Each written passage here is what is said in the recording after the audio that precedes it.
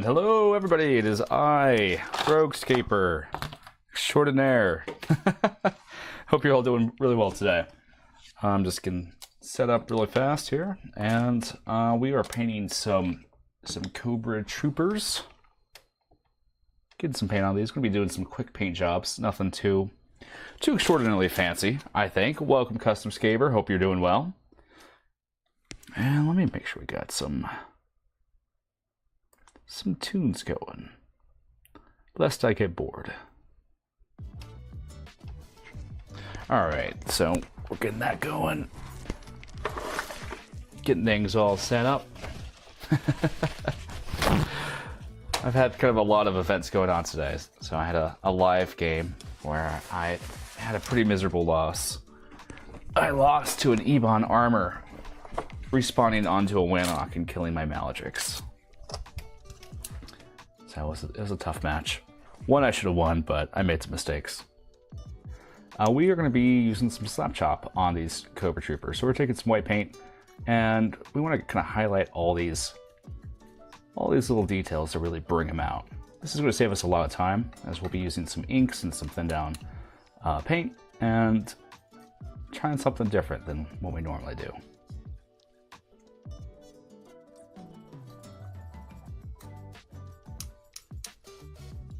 There's a lot of small details on these that we're just going to put an underlayer on, and it's going to save us a bunch of time. Important thing is just to twist the model around and make sure you get as much as possible without over painting it. We primed these all black to get a nice starting layer, but I didn't want to do a zenithal. I want to do something different with these guys.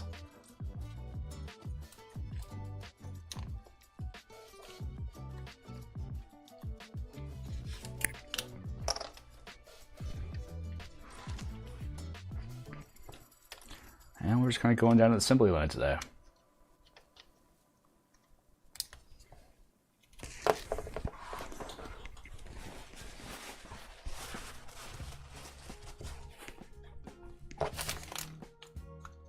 We're trying to go against the flow of the texture just to really catch the raised edges.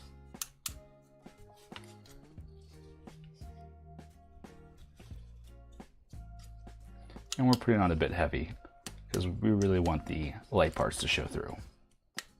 The part behind the gun is a bit difficult, so be aware of that. And we're using like a flat-headed brush instead of your standard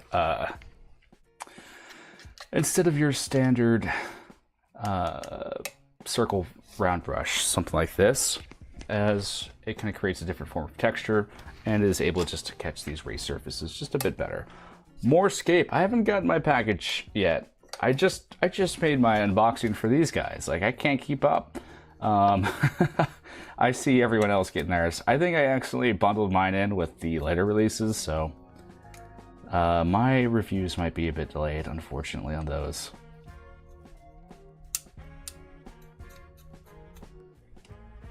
It's tough when they release so many things right next to each other.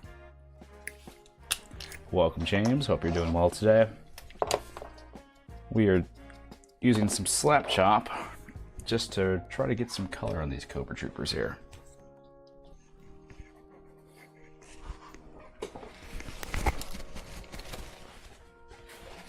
Really just help me see some of the guidelines too.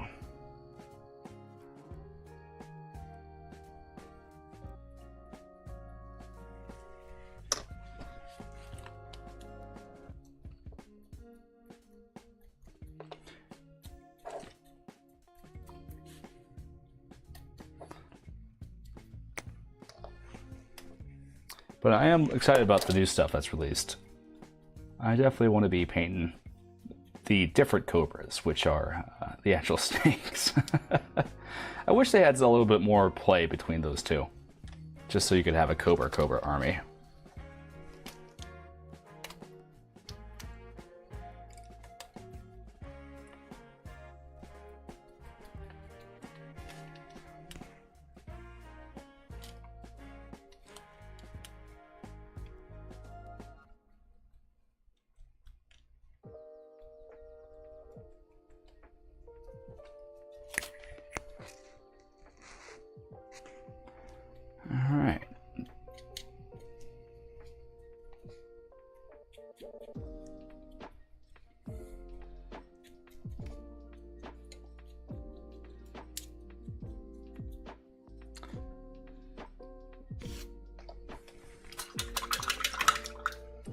now we are going to get some blue ink. If you don't have blue ink, you of course can use speed paint. It's very similar.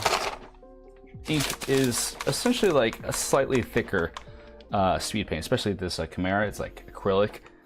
It gives you a bit more control of the flow of it, which is nice.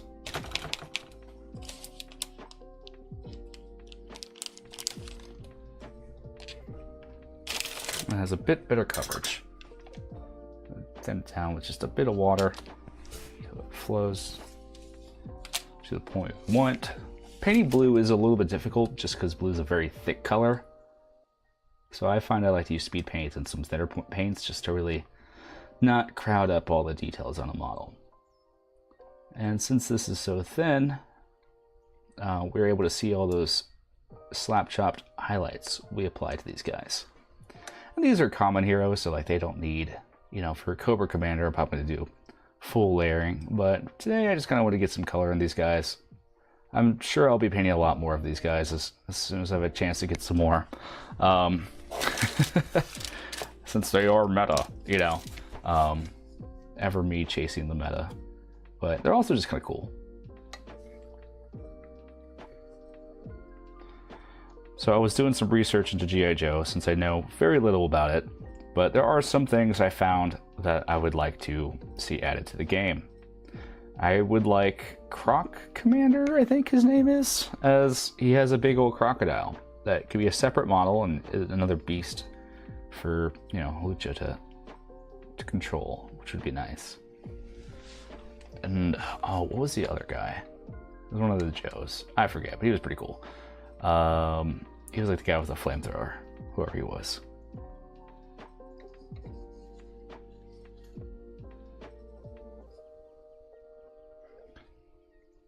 I don't have much to talk about tonight. I think the sun got to me. Kind of chill tonight. More so than normal.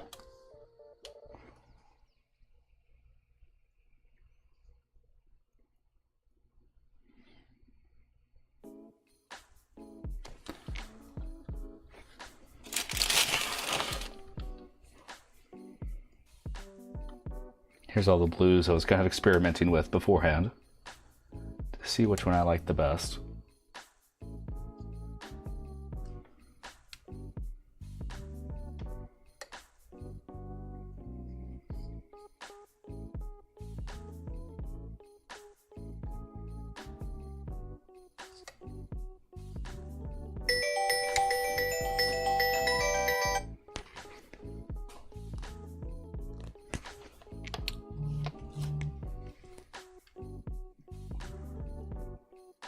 Sorry, my phone just rang.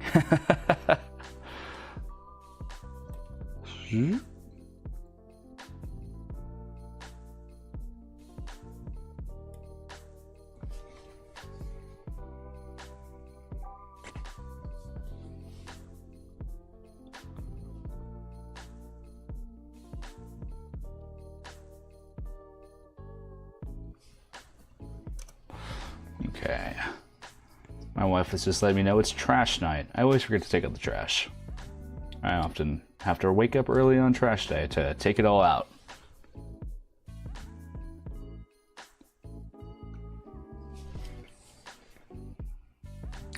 So tonight, I won't do that.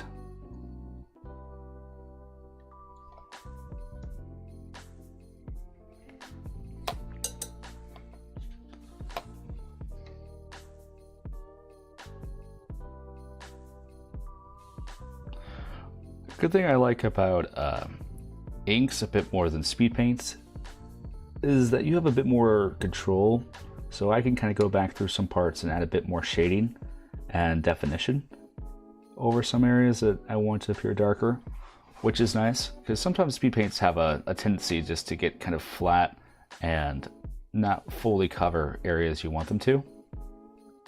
And if you go over it too much, it just makes it too thick. You lose that translucent effect. So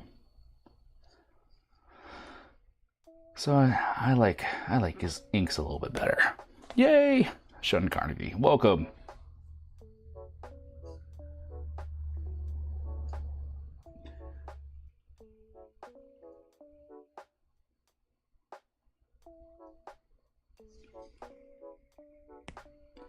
How many troopers did you get? 3 times? Let's see here. I think I myself bought 2, and then I got some from Renegade. These are ones sent to me by Renegade, plus 1 colored one. So I have 4. I think I'll have 4 sets altogether, which means I'll have a lot of trouble bubbles to paint. Maybe we'll get a little color on that one tonight too, depending on how I feel. I think I'll probably have 4 green shirts as well, which will probably not see much use. See, I've been, ever since Heroscape went out of commission, I do what I can to get as many sets as possible, because I have this fear that it's just never going to come back. I don't think that's healthy, but I oftentimes just do a lot of commissions around purchasing season, just so I have a little extra pocket money to get stuff I need.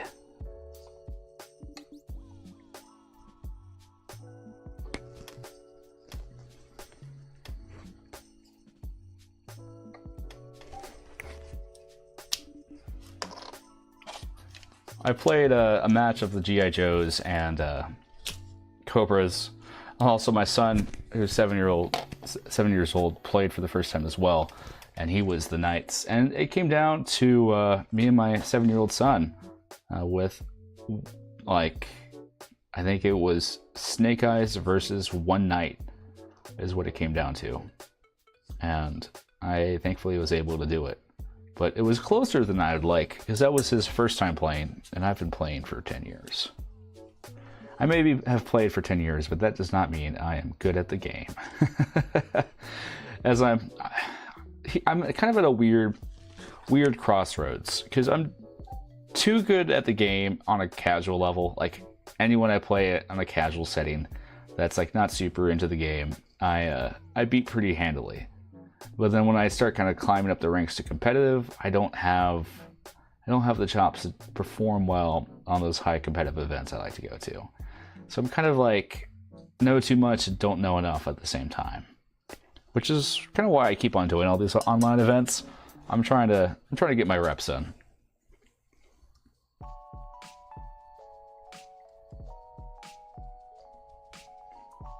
Escape needs more painting competitions so I could have a chance at winning something Escape related.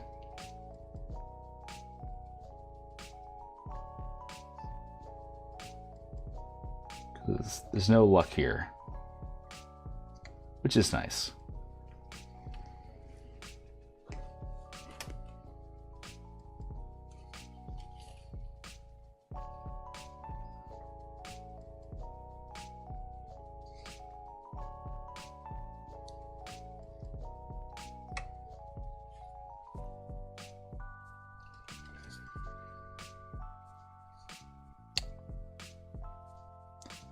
I rewatched the Community episode of the G.I. Joe one. It's a classic. It's pretty good. I get a lot more of the references they're trying to make now, with like the Duncan Road, Crimson Twins, and all that kind of stuff. It's pretty funny. Love close battles at the same point. Pretty good, but not good enough for big competitions. Yeah, I enjoy losing. Like, I have no problem losing. I'm in War League now, and I have a little bit of problem losing just because it's like I'm on a 5-person team. So when I lose, it kind of hurts the team, and that, you know, like if it's just me at like ScapeCon or something, I don't care. But it's definitely tougher on me because I wasn't like angry at like my opponent. My opponent played well. I just was like, oh, I should have won this. I was in a winning state, and then I just kind of lost it really fast. So I was like really upset, and it was supposed to be a win for my team, and I just didn't carry it home. So, but it's good learning. Chris Perkins is my team captain, so learn from the best is what I'm trying to do here. Are you getting Savars, Snake Trees, and Chain Gut in the mail soon? I saw other content creators opening theirs. I have received no notifications. I don't. As of now, I'm not getting them at this time. So I have some ordered, but I think I bundled them with the other releases just to save a little bit on shipping. So unfortunately, I'm gonna be behind on this one, just because I didn't want to pay an extra like $100 for shipping all those separately. But if I get my hands on them, definitely will be doing. No matter when I get them, I'll still be doing the unboxing, but it'll probably be old hat at that point. Unfortunately, been meaning to rewatch that episode of Community. It's pretty fun. Season 5 gets a lot of hate, but I like season 5 because it's just starting to get more and more unhinged with each episode. Like, they realize, oh, we don't really care anymore. Like, we could be gone at any day. Let's just do whatever we want. And season 6 is that way even more so. So it's a fun time. I'm a big Community guy. But no, I'm really excited to get all the new stuff. But I'm not also, if I wasn't a content creator, I personally wouldn't mind. Just because, you know, I gotta paint Cobras, I gotta talk about Cobra, you know, like I have still so much stuff to do, and I feel like I can give a little bit more time and talk to just the stuff that came out. Like, it's gonna be like, oh, we get the new stuff, and here's a new master set's worth of new things from Secret of the Citadel. It's nice to have a little chance to catch up. It's also nice to have things to do. Like, I've been kind of like, oh yeah, all my escapes painted. I don't want to paint a tutorial just yet, so I'm just kind of haven't been painting as much. So it's nice to get back in the flow of things. I've also just been busy trying to get some videos done, get some things on the backlog going.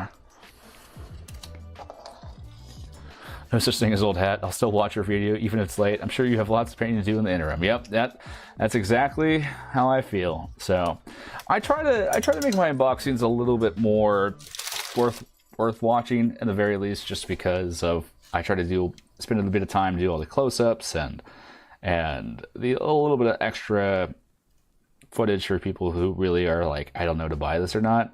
And I try to keep them pretty neutral. Like, I honestly don't try to like be like, I'm super angry about this or happy about this. I'm just like, this is it, and I just know sometimes it helps me to see what the package is, and I don't necessarily need someone to tell me how to feel about it. I just want to know what, you know, are these things looking good out of the box? So that's what I try to focus on. But it's the Heroscape YouTubers are all very nice, but it is it's a very congested market. You definitely have to act fast, otherwise the same news will get covered 4 different times. So having things first is always nice.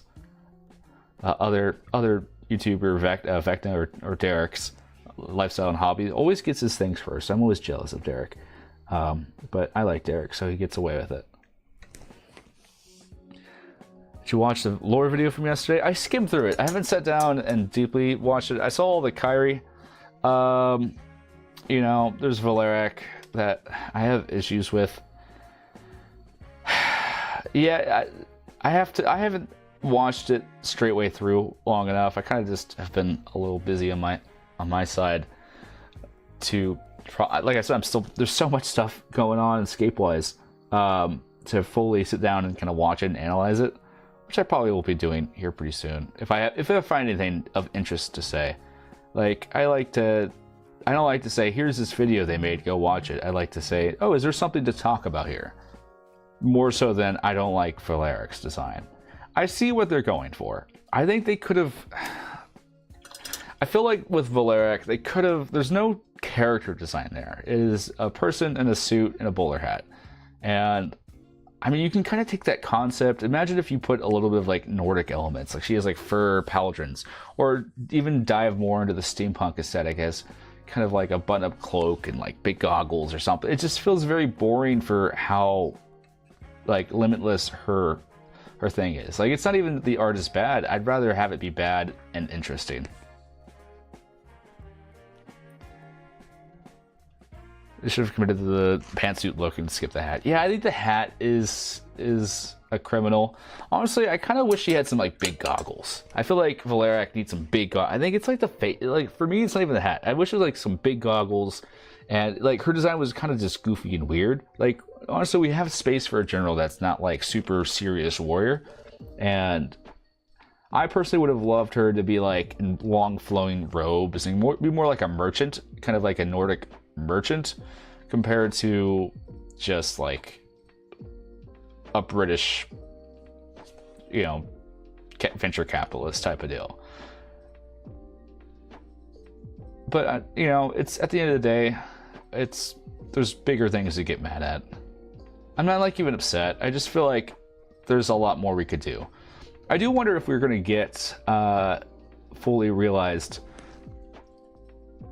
Kaori in the future. Like, either they commissioned this art for the lore book and just wanted to show it off, or they commissioned it and they really just want to start producing these Valkyries as the big heroes. Kind of like Thorman is the capstone, start releasing them at the end of an era. Which I honestly am not against. I kind of would like to have Kairi, or the Valkyries, playable characters.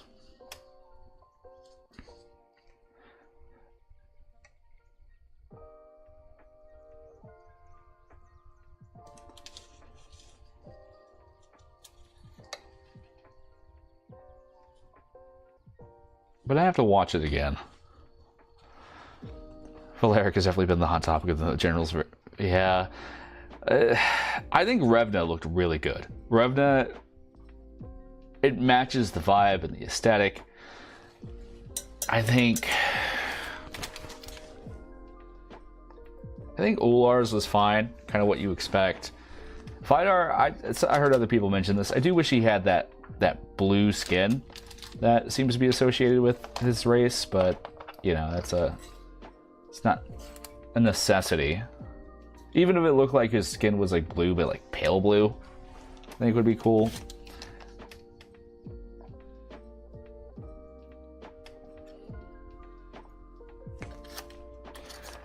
Have I seen this chain grit skill issues? I've heard mention of it. I'm actually kind of concerned. I think that's the biggest bone I have to pick with Heroscape.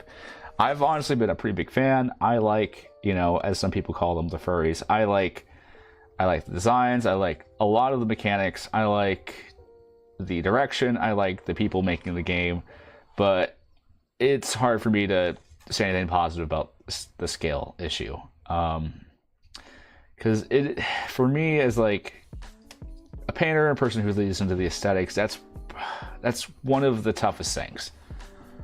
Is that it feels like you show a model, and if 2 or 3 of them are you know, different sizes, it just feels wrong when you do kind of the close-ups and look at it. Like, for me, it breaks the immersion. So that's more of a hot button for me. Is scale issues are a problem. I haven't seen how bad it is though. Is it like 3 members of the same squad looking off? Now we're taking some black ink.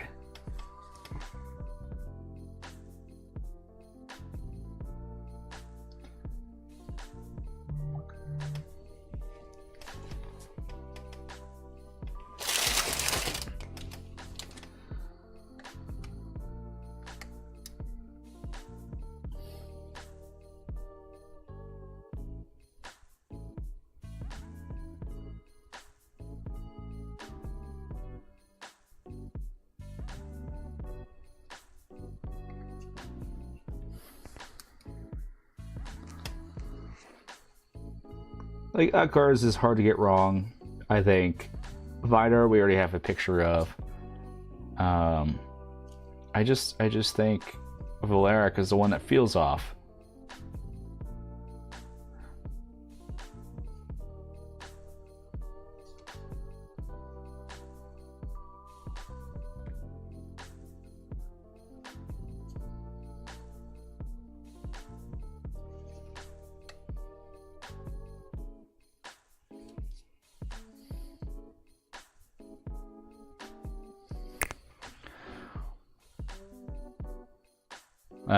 One of the squad members is way taller than the other 3, and one is a bit smaller than the remaining 2.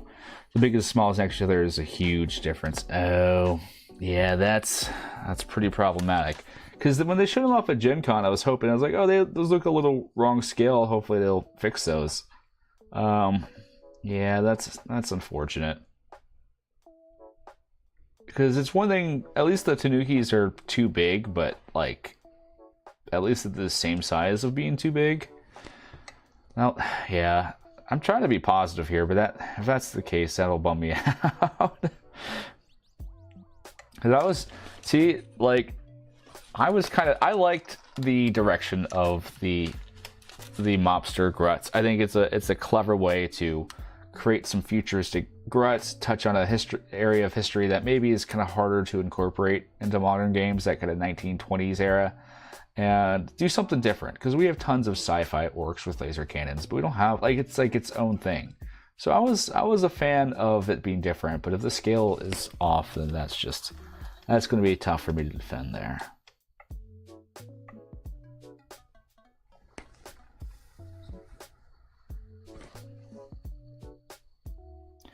Yeah, I wonder what's causing that issue. It does seem, I can't tell if it's something that they're trying to figure out, or if it's just their modeling process. I'm not sure.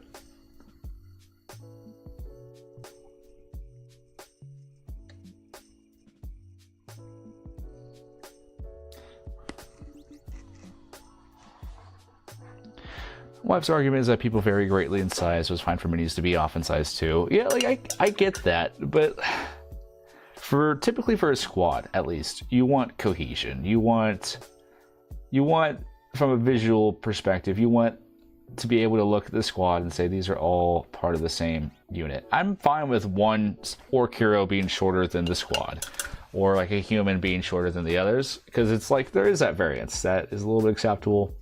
But at least in wargaming, squads are kind of designed like, hey, these are pretty much clones of each other. They're common troops. There's not supposed to be a bunch of variation. But I'm sure I'll grow to love them.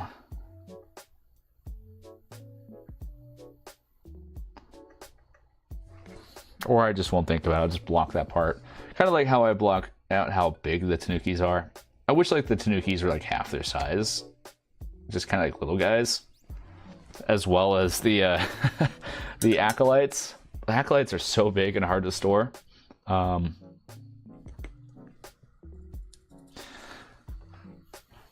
It's a little bulky.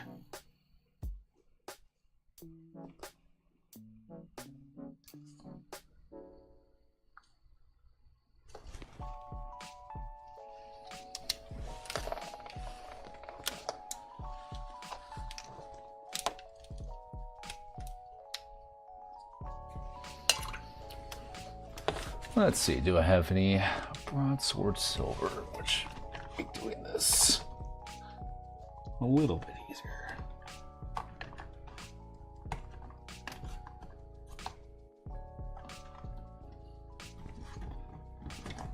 Excuse me as I just reach across, trying to find the perfect paint.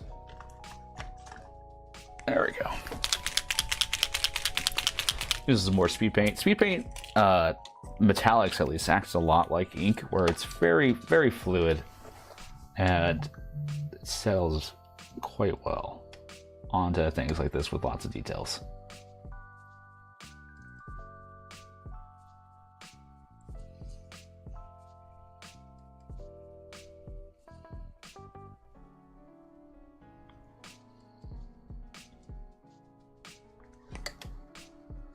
Going to the draft event this weekend, bringing most of my collection. Free entry in the stores providing prizes. Decker, that'll be great. I will be working on a Decker painting tutorial here pretty soon. I got the paint kit, so I'm hoping to crack that open. And I know that's a thing people have trouble painting, or don't even know what to do with. So hopefully I'll be getting that done in the next couple days. Depending on how motivated I am. I've done lots of video output lately, so I'm kind of like, sometimes I do that and I just kind of like, all right, I need to sit for a moment. But sometimes I sit for too long and just end up playing Pokemon Black again or something. It's easy to get distracted.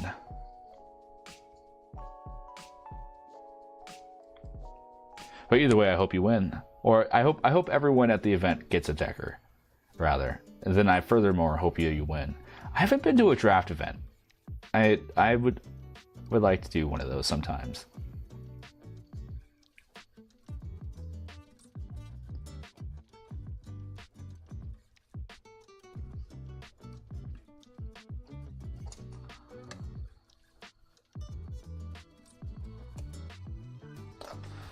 Let's see.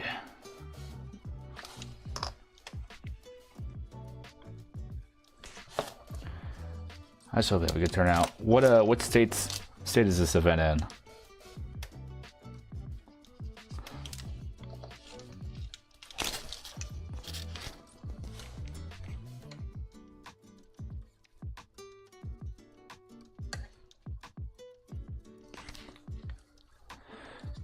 Yeah, that's the tough part with events is that, hello, Bill! Is sometimes, like, I see them online, but it's like, oh, 2 people have signed up. I'm like, I don't know if I want to drive 2 hours to a 2-person event type of deal. But then everyone kind of thinks that. It's kind of a cascading thing. I think if you can get at least, like, 8 people at an event, it's usually pretty fun. 12 is, like, the golden number. I think that's, like, for a small event, is really fun. Oh, Canada. Yeah, I know there's some Canadian players, but I think they're kind of spread out. Because apparently Canada is big. It's not just like a single city.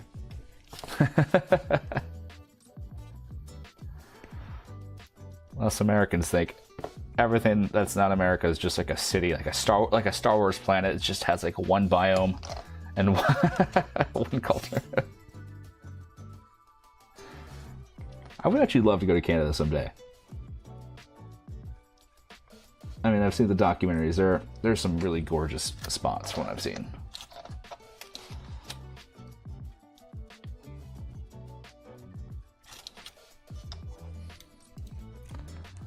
Not much scape up here to start it yourself. Yeah, I gotta work on starting a scene here in Kansas City. It's on my to-do list. I have the stuff. I have had several people in the area want to get events going. I just have to kind of do it. Problem with running events is you play less, which is, I guess, fine, but I kind of like playing, so that's been the hard part for me.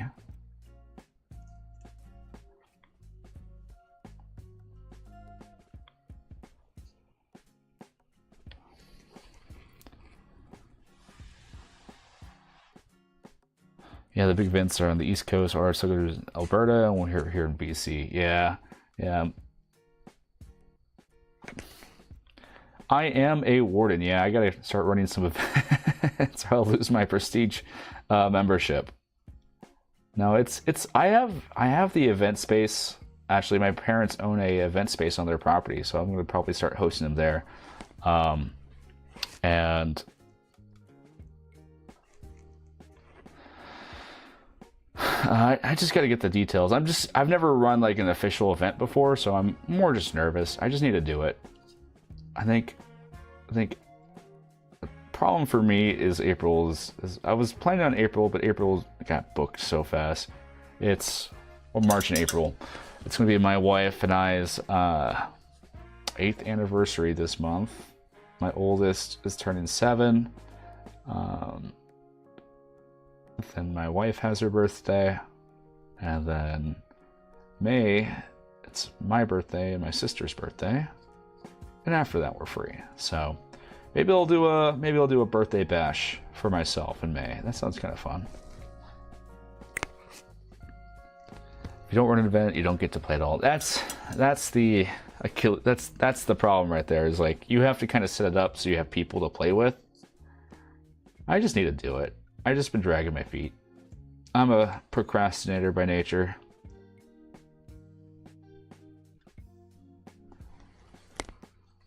Congrats, thank you. Yeah. It's been a fun few years. Speaking of big events, this 30th will be 3 years of the Heroscape channel. I'm scripting out a little video for that, so stay tuned. And there'll definitely be some giveaways, so I just know I have some extra Joe lying around. I have some extra Thyraxis that I need to get out of here.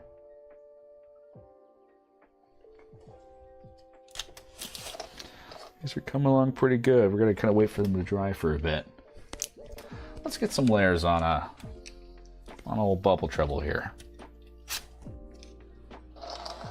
The problem with working with thin paint like inks and speed paints is that it does take a little bit longer to dry. It's best not to do anything until they fully are there. Ooh, giveaways.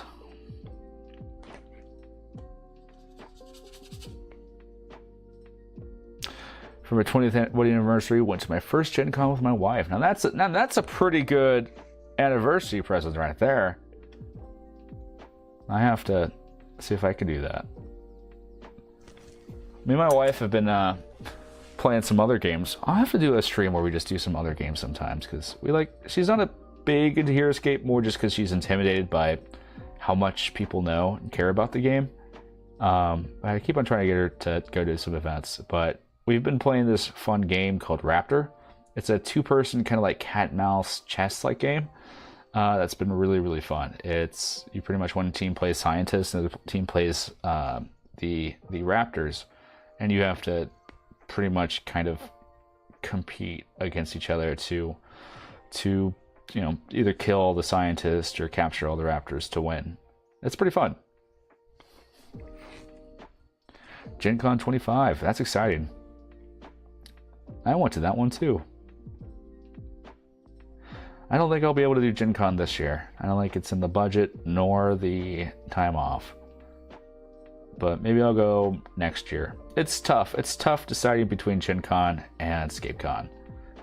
It's very tough. I had a great time at Gen Con, but really, I don't think I could do it by myself. I need some buddies when I go to Gen Con. It's just a little bit too much for me. I get lost.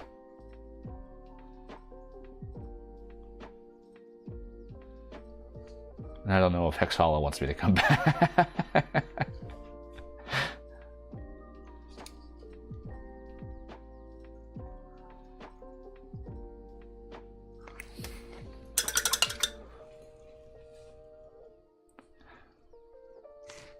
For our honeymoon, we went to Ireland, which was pretty fun.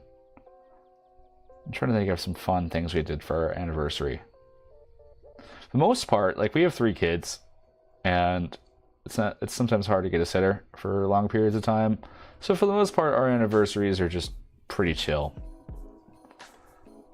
Sometimes we'll go on small little trips, but really it's all we do is sleep. Just get a little bit of sleep so we're well rested. But my wife is pretty cool. This channel wouldn't exist without her, because it was kind of a different period of my life. There was a lot of personal stuff going on. My youngest daughter was actually in the hospital a lot. She was having some seizures and stuff like that, kind of inexplicably. I think it was from like an infection we later found out or something, but she was in the hospital, and I was kind of in a job. It was pretty dead end. I was working insurance. I was literally like Mr. Incredible, having to like file claims all day, and I think it was eating me from the inside out. And she's the one who, like, you kind of need an outlet. You're too creative just to waste away and have nothing to do. So she's the one who encouraged me to kind of get this channel started, and she's pretty great.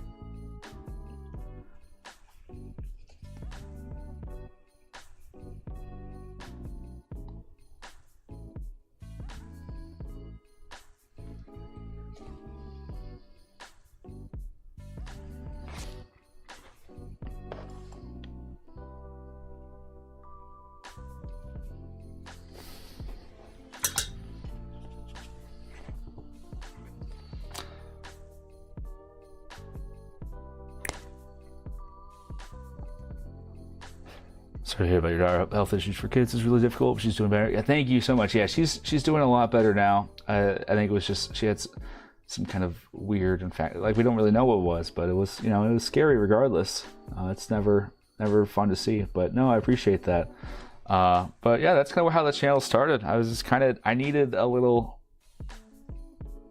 some way to output all the things inside. So that's kind of how it formed. I never thought I'd be here. I never thought I'd be working with a company, or actually that even Heroscape would return. And I never thought I get to do a bunch of stuff. So it's been a fun couple years. It's hard to believe it's been like 3 years about the same time I started this channel. Like Escape has been coming out. Like it's wild. It's been a journey, and it hasn't felt that long.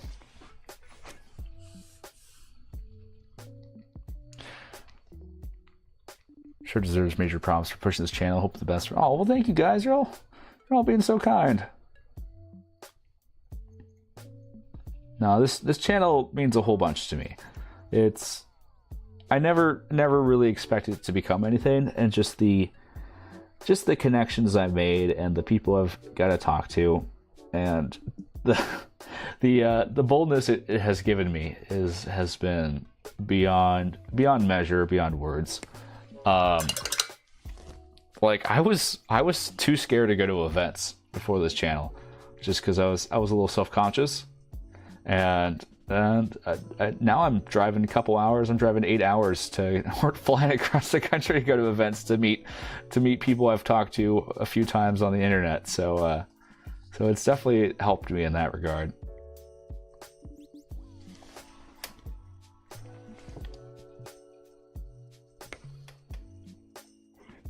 But no, my wife is pretty cool. She's the best of the best. One time I brought her onto the channel, and trying to be tongue-in-cheek, I said, "Here's Mrs. Roguescaper," and as soon as I said that, I knew that was a mistake. That was not a thing to say. Because I felt we both audibly cringed. We were like, ugh. As soon as they said it, she's like, don't call me that.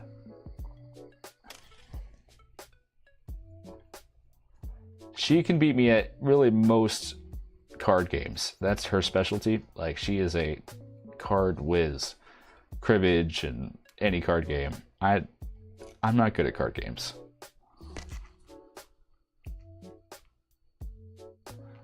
Oh, well, thanks. Side note, just finished up that Granite Guardian army I've been working on. Wouldn't have ever touched a brush without your help. Much appreciated. Well, thank you so much. Yeah, I'm excited to see it. I do have pinned still that tutorial, so I'll still work on it for those that need it. My printer has been kind of not working lately, so not really. Okay, so I say it hasn't been working. It's just I've been too lazy to clean the tank out to fix it, to make it start working. I'm hoping now that the cold weather is gone, I'm more motivated.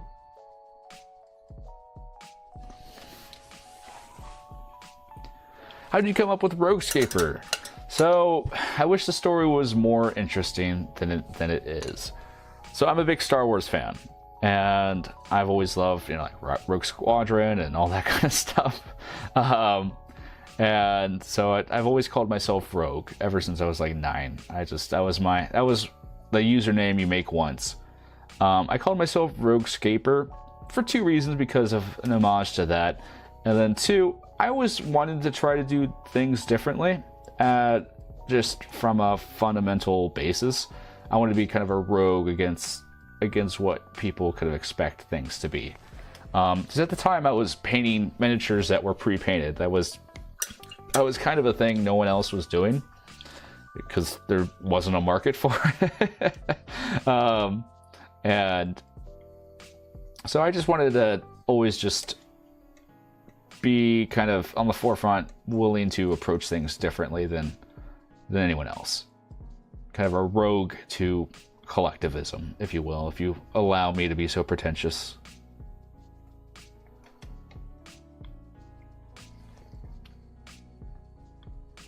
Little did I know I spelled it Rouge for years.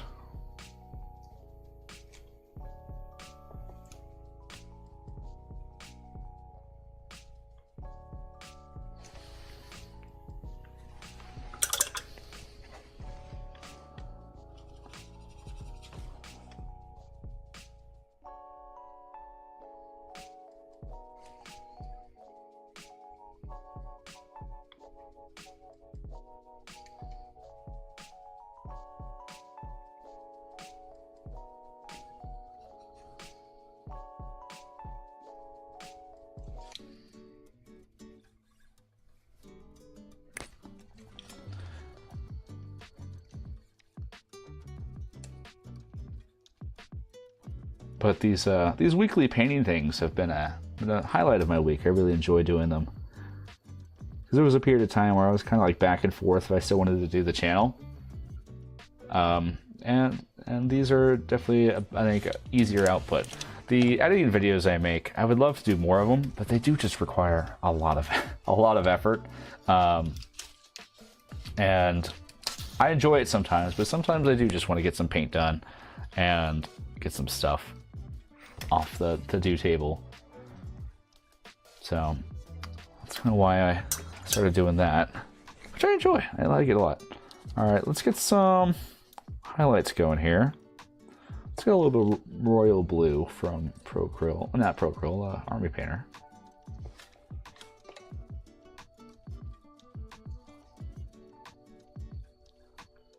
Start adding some base highlights to start filling this in.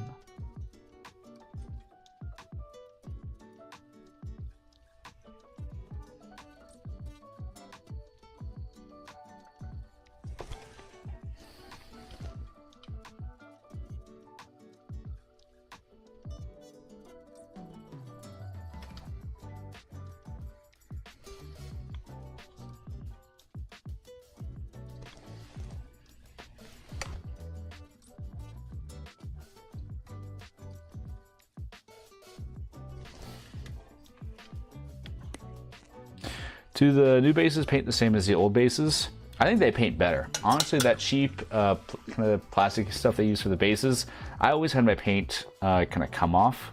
These seem to hold the primer and stick a whole lot better. They just feel a lot better. I am a fan of the ABS bases. I think it's a big upgrade.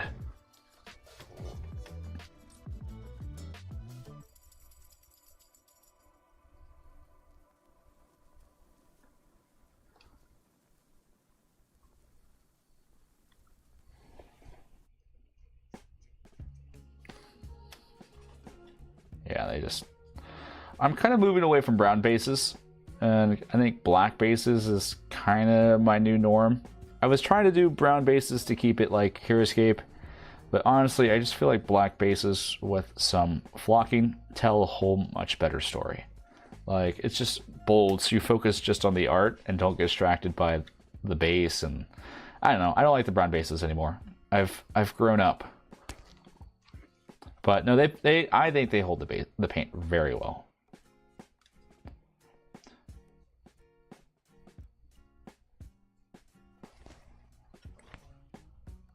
I read the new floor rules concerning custom dice and modifications to the troublemakers.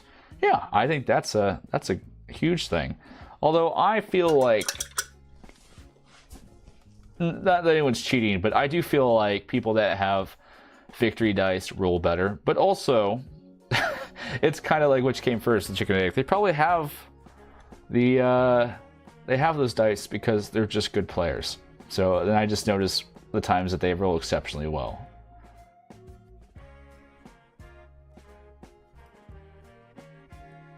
There's never been any like big cheating scandals in Heroscape, thankfully. Which I hope we can maintain. I think it would devastate the community if we found out, oh, someone's been using, like, one of the top players has just been using loaded dice. I think that would bum everyone out. Like, I think it would honestly bum people out enough that some people would leave the hobby. Like, because it's a very dice-based game, and a lot of custom stuff is used. You'd hate for someone to kind of mensch the system like that. But scapers are pretty good people. I think most scapers I know would rather lose and maintain the integrity of a game than cheat. Like, I don't think cheating, at least intentional cheating, I don't think there's always the I think every game that's played, there's just rules forgotten or things not noticed. You know, I think for the most part, my problem is I'm always self-conscious, not self-conscious, but I'm like worried about the fact is when I play online, I'm really bad at math, and it starts to show because like I'm just like counting, but I can't count right when I count with like double space figures. I sometimes add one or not enough, and it's hard for me to visualize the map. So I'm always like, is this the right place where I can go? So I hate to move one extra space and win the game because of that. But no, I think those are good rules. I think, personally, that there's not enough clarification on Maladrix or Zenithrax to kind of fully understand what that means. But I think most people get the gist of it, as you can hit them slightly. I had a match today online that I lost because I couldn't fit Maladrix anywhere because it had battlements on the map. And yeah, it's not fun. Yeah, Maladrix's leg just needs to be up slightly, and she's usable.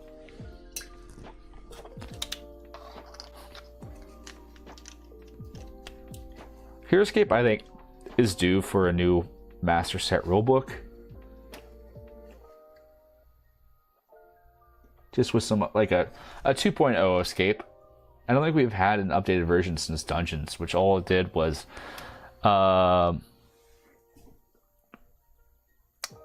pretty much allow uncommon heroes to enter the fray. Do I plan on changing those two figures? I'm back and forth on Maladrix. Just because they're painted, and to do any significant change, you have to be pretty destructive towards it. And I'm not too worried about Zenithrax because I don't think I'll ever play Zenithrax. But Maladrix, my Maladrix actually got shipped in the mail, and its like arm is already bent, so I might be able to bend it a bit more with less damage. Kind of want another one. I want to paint another Maladrix. They're pretty. It's a kind of fun paint. It's a big paint. It's a tougher paint job just because there's lots going on. But oh, I need to make my ranking my paints I did for the next stuff video. Oh, that was a little too wet. Check this out. So I gotta showcase my previously 100% finished collection.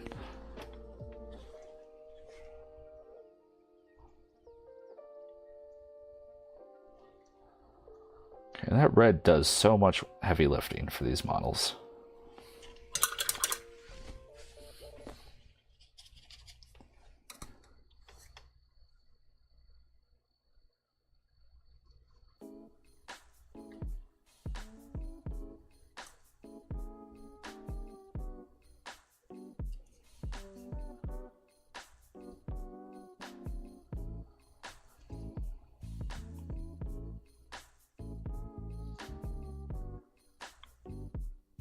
When you use speed paints, you can overlay with standard acrylics just to make it feel more full and blend the colors together a bit better.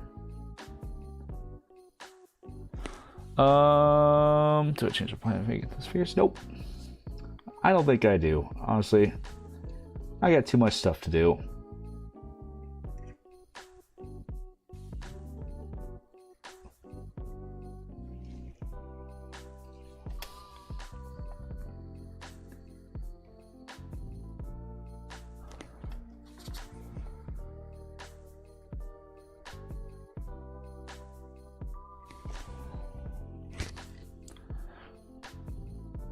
New renegade size are around a medium 5 AOA figures are now large 10. Oh, 6 you mean, yeah. Yeah, the scale issue is problematic.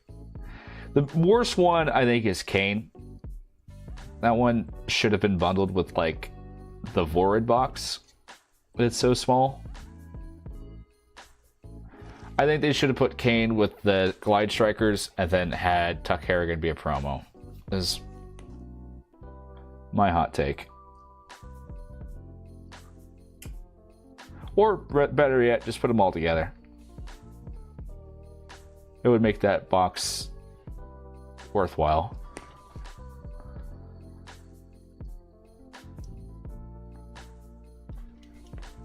No, I think James is being facetious.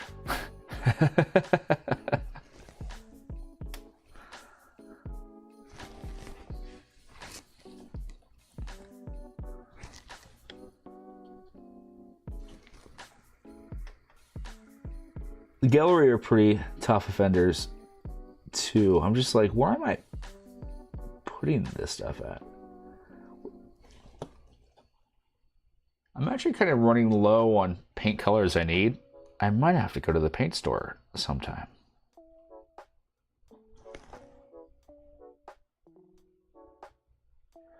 And right now we're just kind of adding couple layers just to really make this kind of tone we applied really stand out. So we're using some royal blue just to kind of catch some of these highlights. Pick them out. Make the model feel more full. Give your eyes something to look at.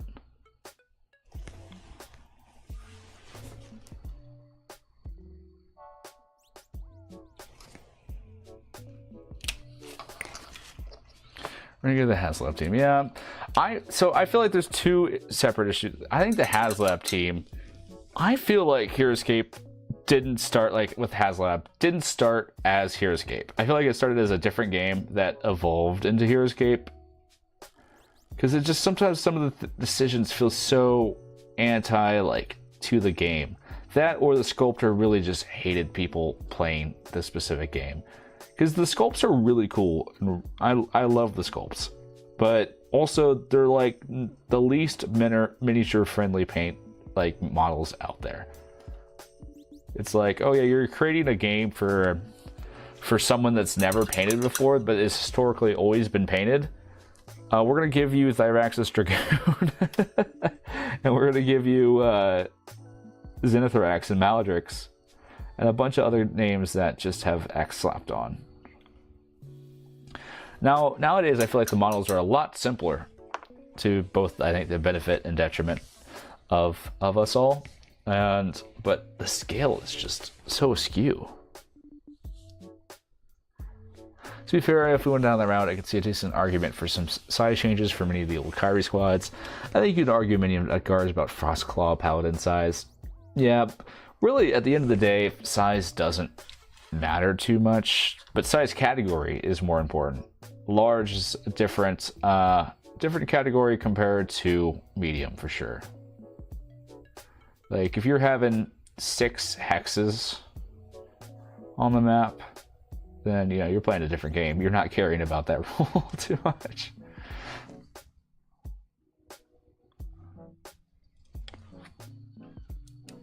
It's technically doable. I know they did do that with errata with I think it's funny that did they officially do that? Like the Sasquatch and the Zute are like both different sizes.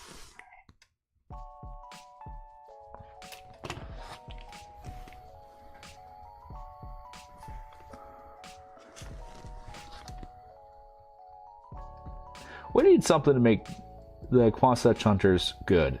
That's something I want to see from Renegade. I want to see like a champion for the Zute and a champion for the Quasatch Hunters. Let's dust them off a bit.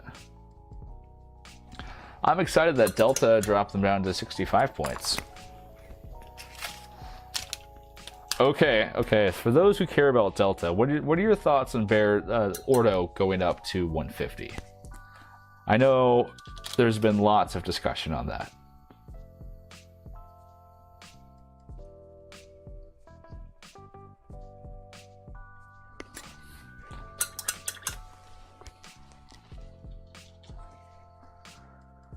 Because I don't know how to feel about it. Because the Bears aren't worth 150, but they're also not always fun to play against or with.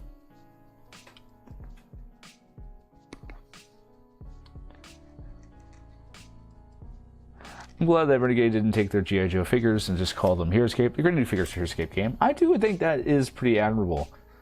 Honestly, I think there might be a market out there for like Renegade to purchase molds that are like Heroscape sized and then release them as Heroscape figures with custom full cards.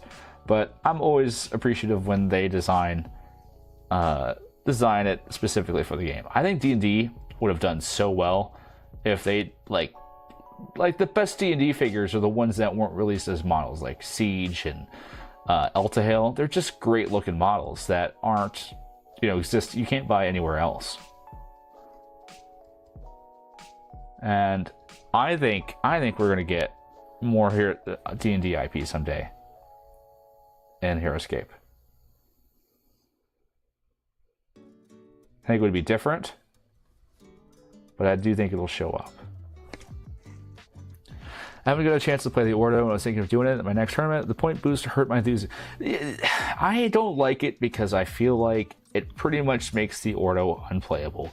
They were borderline unplayable at 120, and I don't like the justification for it. Sometimes I feel like Delta strays too far away from we're trying to create something that's balanced to we don't like playing this unit, and so we're going to make sure this unit doesn't get played. And I don't like when that happens. I want it to be like, this unit is worth this amount of points. And there just seems to be like, and I don't like how Delta preemptively just raises the price of new units. I don't think Delta can keep up with the wave of new stuff approaching. So, I don't know. But I also appreciate Delta to make some things playable. I like when things go down in Delta. I don't like when things go up. Is where I stand. Like, Scions at 55 points? Cool. I'll be able to play Scions now. But Ordo at 150? I'm never playing the Ordo again. And I'm really proud of my Ordo paint jobs, but they're just going to sit there now. And it's like, they're not going to do $150 worth of 150 points of damage. You know, they're just gonna kind of bring them to an army. Just means you lose because they're not that good. It's the Cantono Dayashi fallacy. It's like you could bring Cantono to 100 points and he would still be bad. But you know, they know more than me, so I try to respect their decision. But I do think it's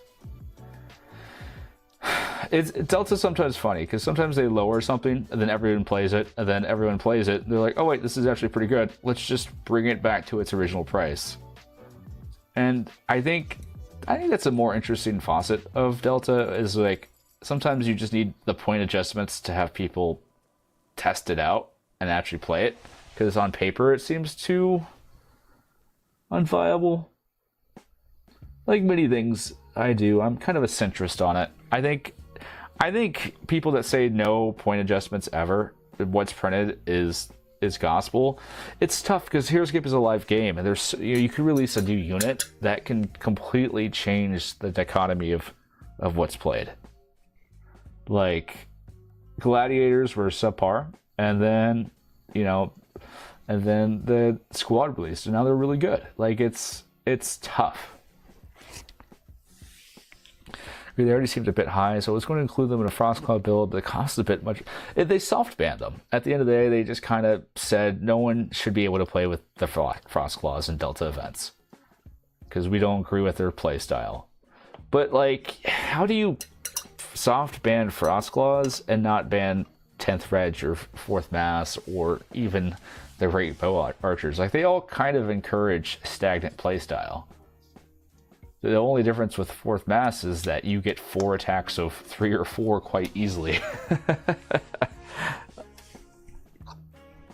I'm glad they finally updated the 4-man squads. Because if I had a hero, and then that hero could attack 4 times with 3, and occupy 4 spaces on the board simultaneously, and also get benefits from other things, you'd say that's a pretty broken hero. That hero is stronger than Q10. He has 4 life, and he has 4 attacks of 4, 3 or 4 with height. That's a pretty strong hero. But if it's a squad figure, you're like, oh, you need to be able to draft 3 or 4 of these. So I think squads are or at least most squads are undercosted. It should be that you can have at least like 2 or 3 squads in an army, not like 8. That's my Heroscape hot take. I know squads are what makes the game go round. They just need to give more heroes more defense. That's another problem I have with Delta, is that anytime there's a hero that's slightly hard to kill, that you can't kill in 1 round from a squad, it just gets blasted to the moon. Like, poor Maladrix is just so expensive in Delta. She's still, I think, worth it. She's a little undercosted, but I don't know. I like my heroes being undercosted.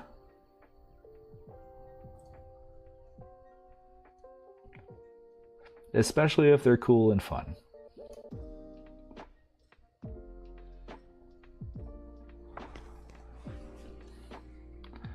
But I think overall it's still healthy for the game. I think I might be the only person that wish Renegade did more live point adjustments. Like, I would like a Renegade specific point adjustments for their contemporary meta based off how things are being played.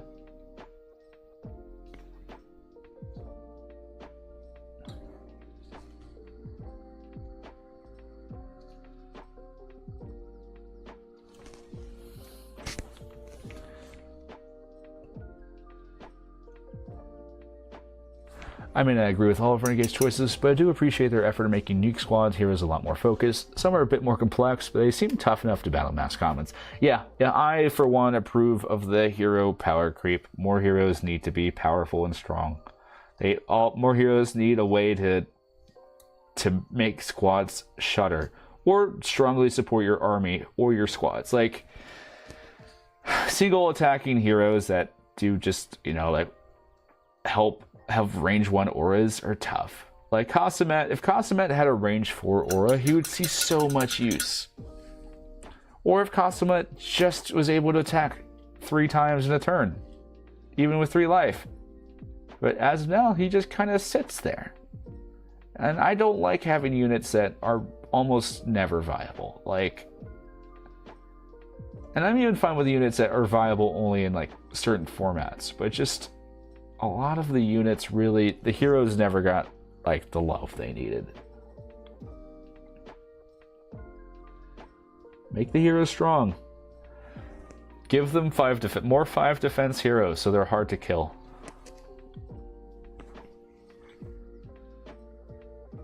No more 3 defense heroes. The problem is all heroes, or kind of classic heroes, are balanced with the idea that you have Raylan in your army. That's kind of the notion. But now, like, especially contemporary events where you don't have a strong way to boost defense, it sometimes feels like the heroes just don't have enough output to justify being even on the board.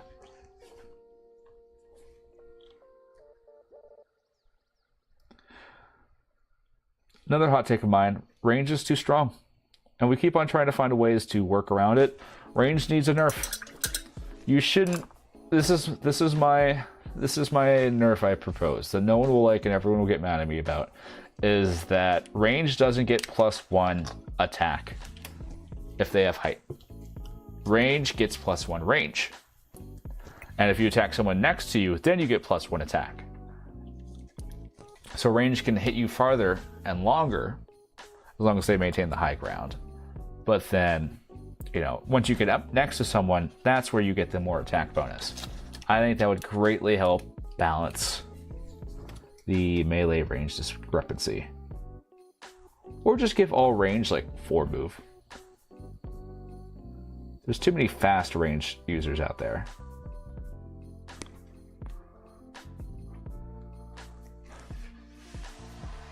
It's not super fun having a cheerleader unit that just sucks up one-hit cliffs, wounds, and plays cleanup. Yeah. Like, if you're gonna have a cheerleader unit, they gotta be like the best cheerleader unit. Like, I think Venoch Warlord is one of those. Like, you're not even really paying for the Venoch Warlord. You're just paying for these flat stat boosts that require no adjacency and you're just paying like just the points just to make your army better, which is fine. Like, because I love the Venoch Warlord, but if you're gonna do that, make it super impactful. Make it so this guy is a cheerleader.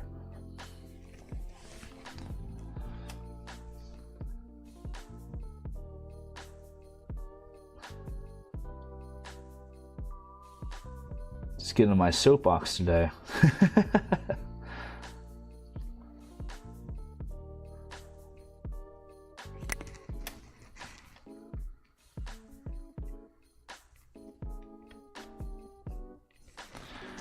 I think that +1 range is a fun idea to mess with. I'm curious how that would play the current landscape. I've always wanted to just try it out. Because the way I grew up, I always thought that rule was applied. I didn't get the +1 range, but we only played that you could only give height advantage if you're next to someone. I think having height advantage from ranged attacks works out good, because it's like a reason to spend half your movement gaining high ground. I think we need some fixing, but it just needs slower range units and faster melee.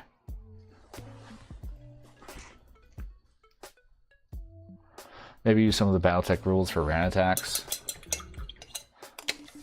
I've never played Battletech, but I'm sure there's some potential there too.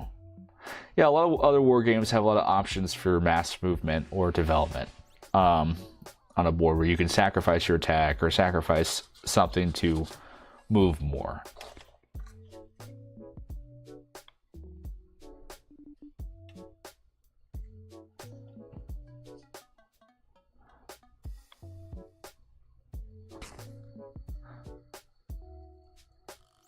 For range attacks. Oh, okay. I also think cover needs to be a bigger thing. Like, you get +1 defense for not having your whole model visible. I think would make like trees and other line of sight blockers more useful.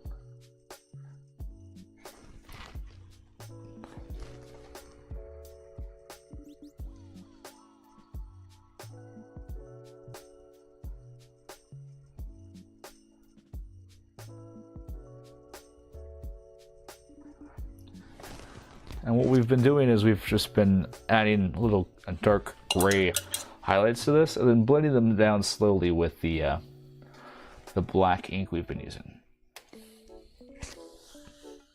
Cover against range attacks. Yeah, that's something like, so you're half your model is behind or by a bush, and true line of sight dictates that you can only see, half the model. Then you get +1 defense. And then, if it's, I think that is as complicated as it needs to get. A reason to position yourself better on the board. I'm all a fan of making true line of sight more an impactful part of the game.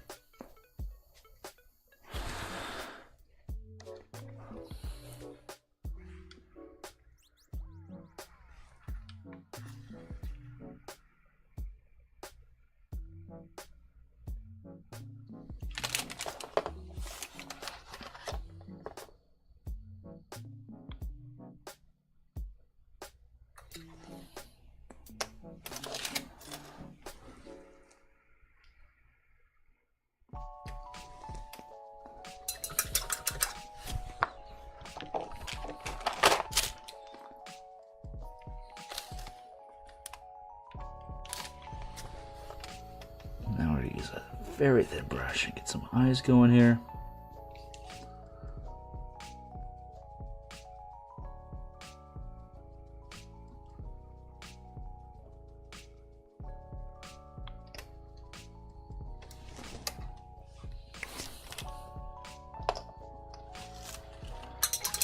Yeah, this makes sense. That figure sees just like a hand, it gets full attack. Oh, you saw one toe, you get the full attack.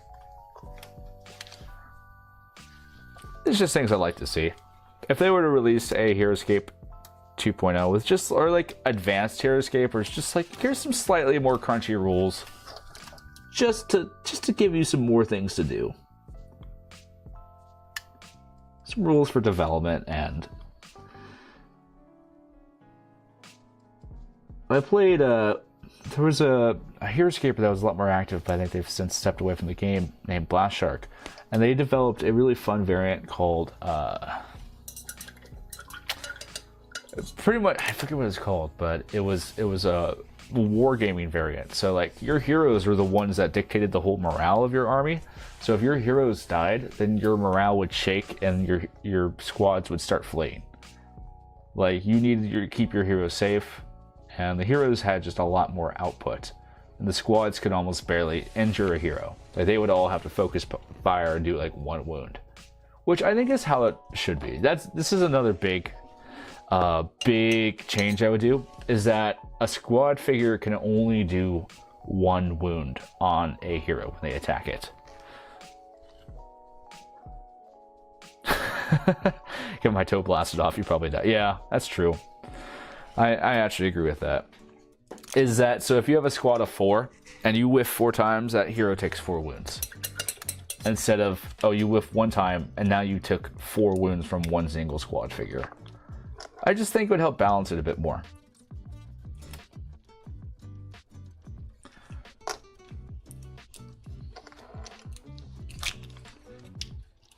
It would change a lot of the balance of the game, though. That would be like a whole new, like, they'd have to release a whole new rule book.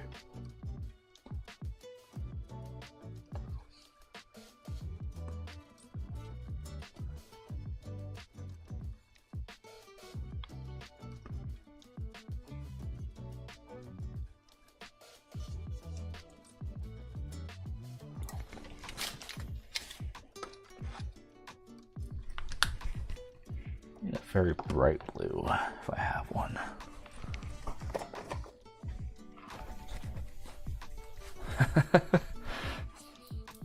My toe!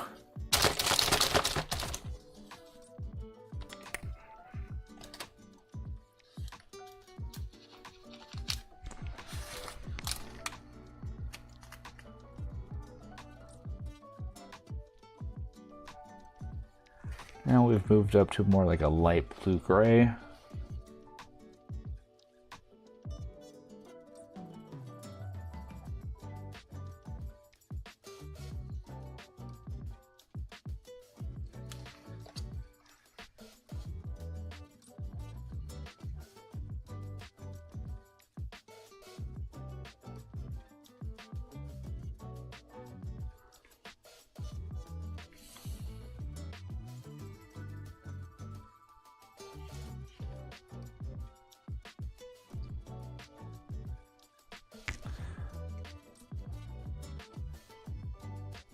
Regis fun, circuit of wacky formats would be pretty fun to play and watch. I did look at them, Bill. I don't remember them because I looked at them as soon as you sent them to me and then I forgot, which I know sounds like a cop-out, but I did glance through them.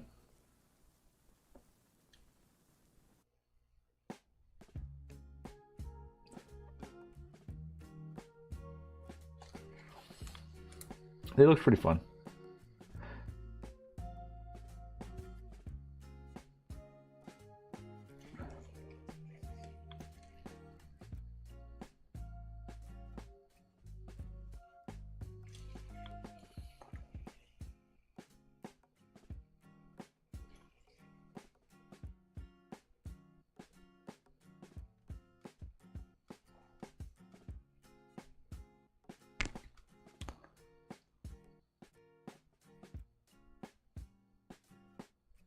All these cool ideas are why you should just run an event with some wonky formats, try and make people have fun again. Oh no, I'm getting called out in chat.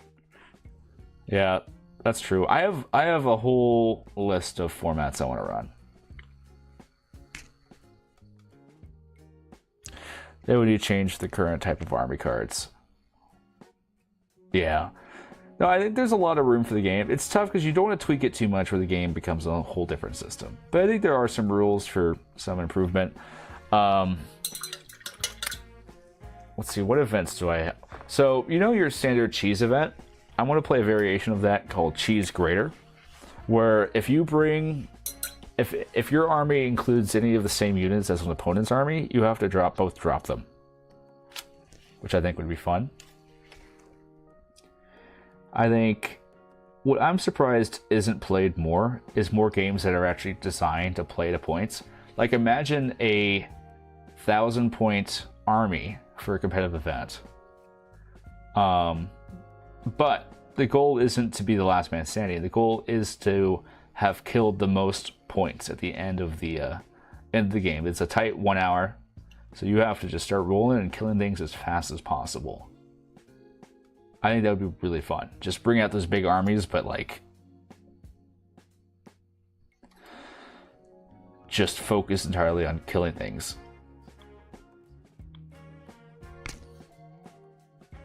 The ultimate anti-meta format.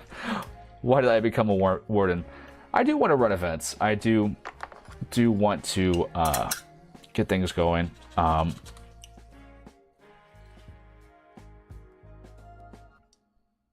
I just I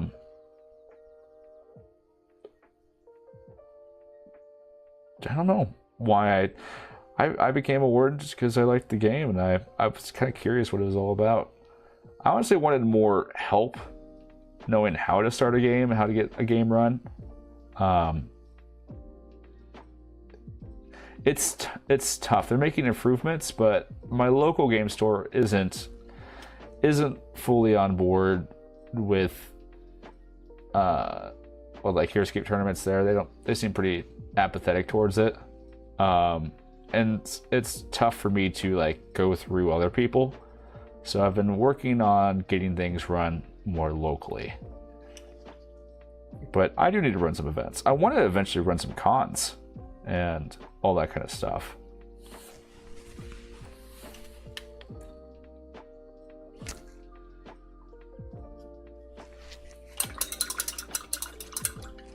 But if I have a whole book of ideas. I actually talked to Mike, who runs ScapeCon, when I went to SaskCon, and he gave me a lot of good pointers on things I would like to do.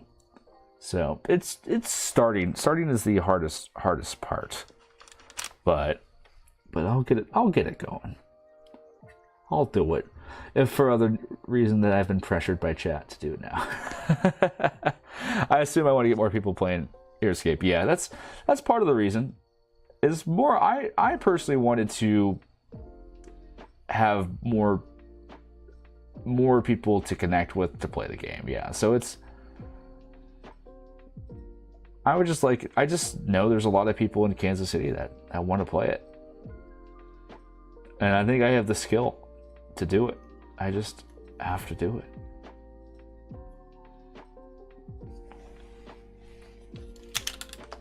So I have enough pieces too. No one has to bring anything on their own. Lord knows I have enough pieces of my own.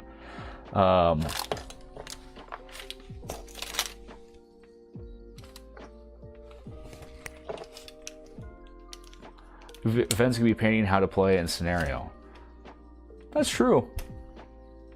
That is true. I should host a painting event. That I could do.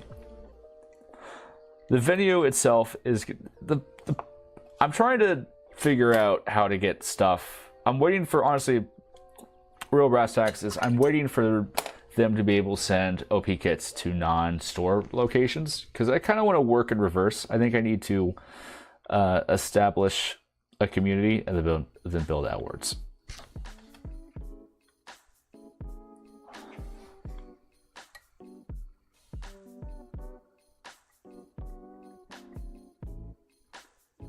But I just gotta do something. I think about things too much.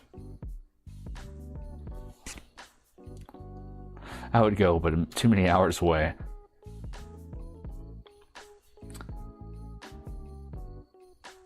I want to have an event called Color Wars or Color Guard, where your army has to contain units that are like 20% of, like blue, or 20% of a single color. But the thing is that if you paint your model a different color, then it can be included in your army. Because I think that would be kind of fun.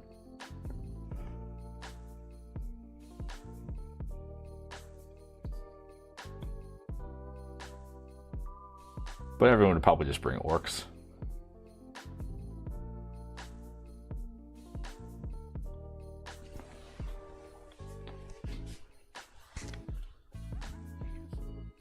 Everyone always just brings orcs.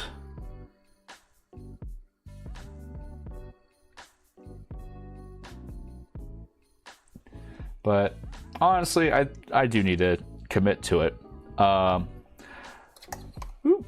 I've been trying just to do some studying, just to see how other places have done their events, and I feel like I've learned a lot. I've been up to Nebraska, I've been up to 2 separate locations in Kansas, I've been to Sask, I've been to a lot of the cons. I think I'm ready.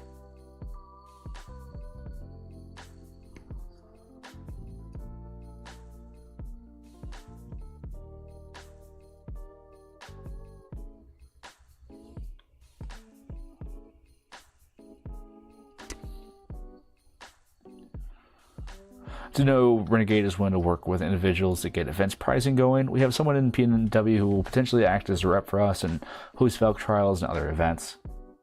That's good. Yeah, I think honestly it will be better with Dandelions, because I was supposed to actually run an event at Meeple-a-thon, which is in Kansas City. I was supposed to head that up, and Courtney kind of just kind of abandoned me.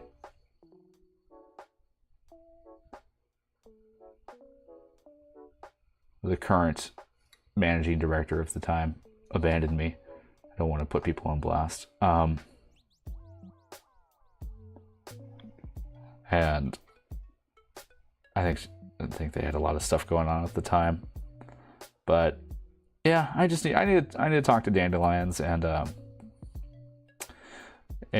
get some things going. I'm actually pretty close with Dandelions. We used to develop some NGC figures together back when that was a thing. If you watch my flag bearer video, actually they did some of the artwork for that flag bearer video. I commissioned them to do that for me, which is pretty cool.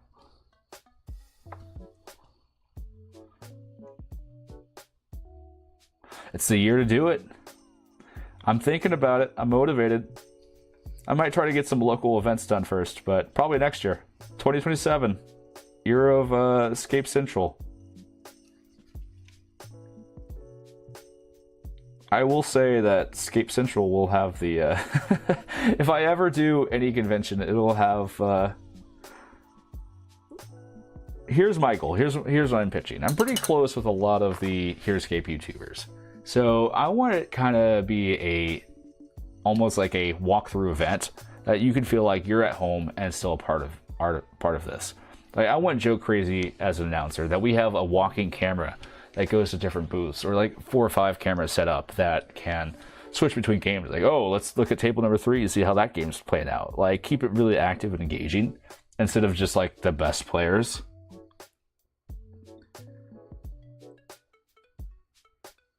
My ultimate goal is to do a giant Helm's Deep scenario. Pretty much where it is 10,000 points versus like 5,000 points. We're a big castle, and the goal is Team A. It all is played simultaneously. So Team A plays 1, 2, 3 all at once. Like everyone has their army they bring that's like 1,000 points, and they all play their pieces simultaneously. And then Team B does it. Like, it's just a big battle, happening, like chaotic. That's what I'm trying to get going.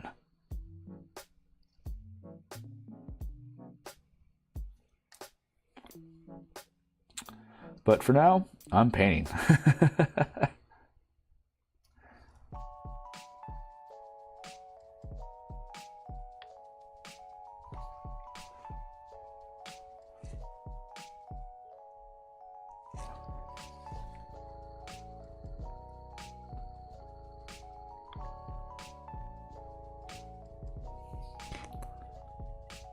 Or do an event from like the movie 300? Yeah. When I was talking to Mike, he's like, I don't know if you're like, you don't have to make it like ScapeCon, which I found kind of freeing. He's like, you seem like you might attract more of a casual crowd, or a different crowd, I think is what he said, than like what ScapeCon attracts. And that's a good thing, because you don't want to just make another ScapeCon. You want to make your own thing.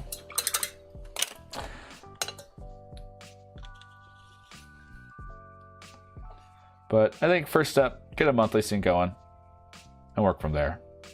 That's doable. That is completely doable once it gets going. Because my parents have an event center on their property. It's 10 minutes down the road from me. It has space to hold like 100 people, and I have free access to it. So I just need to do that. What color blue am I using? So we're using a few, I mean, if you look at my palette here, I got a few shades of blue I'm working with. Currently, we are using some inks, some Chimera inks, thinned down a bit over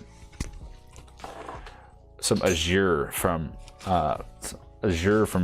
Vallejo as like the highlights.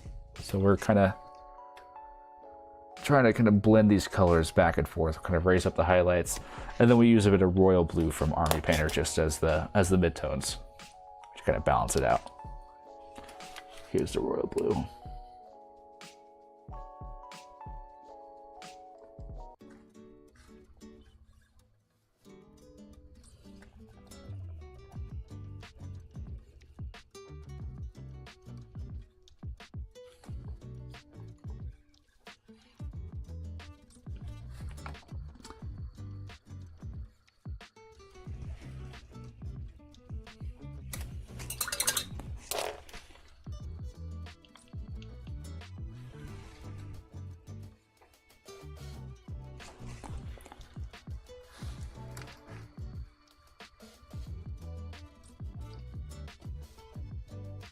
I think we need a brighter gray just to get some auxiliary highlights on the black. Let's use some pale gray blue from Vallejo.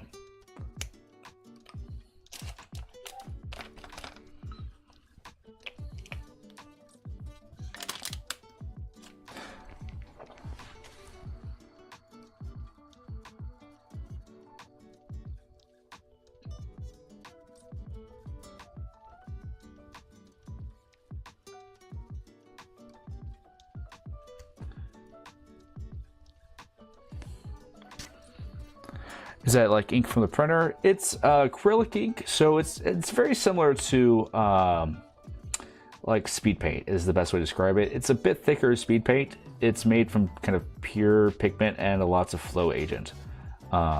So it's like this, so it just is naturally transparent and a lot thinner. It flows a lot easier. So it's great for kind of blending things down. Or using as kind of like a see-through model if you like slap chop. If you want to see what's underneath, inks are a really great tool to use. But you can also use speed paint. Here's some speed paint I have on the palette. It kind of works very similarly.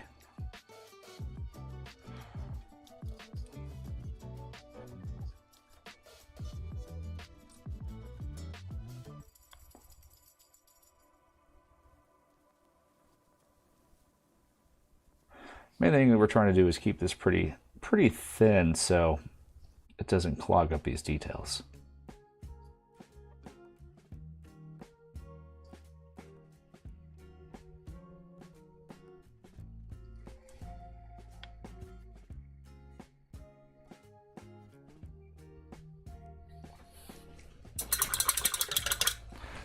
Yeah, it's pretty fun. Yeah, I'm using COBRA inks. They're kind of like a high density ink with lots of coverage on them, which I got from a Kickstarter, so they're pretty interesting. But inks are really great. If you have like yellow ink over white, it looks really nice. It'll be the crispest looking yellow you'll have ever seen. It's also great for glazing and blending. So I'm able to maintain these highlights while still kind of making them appear softer. Or you can just thin them down and use them as washes. They have lots of utilities. I've been kind of working with them more and more. Like if you're painting like a face, I have some magenta that really like blends in with the skin tone. You can kind of create some fun shading on the face.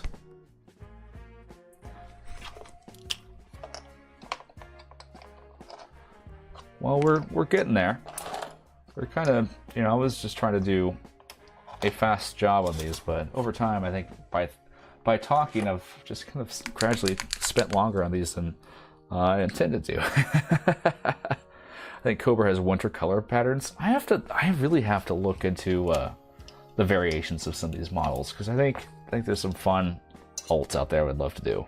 I know some people left some comments of some other possible COBRA stuff out there, or G.I. Joe stuff rather.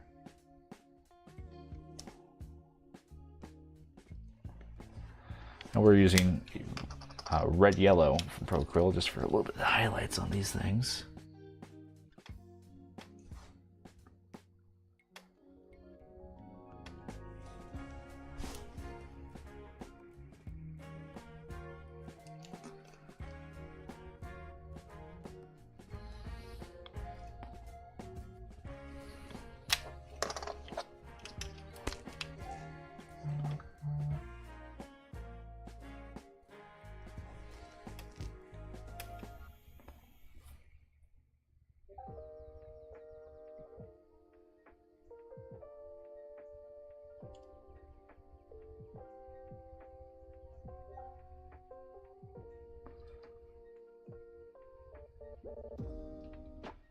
And I'm just checking up.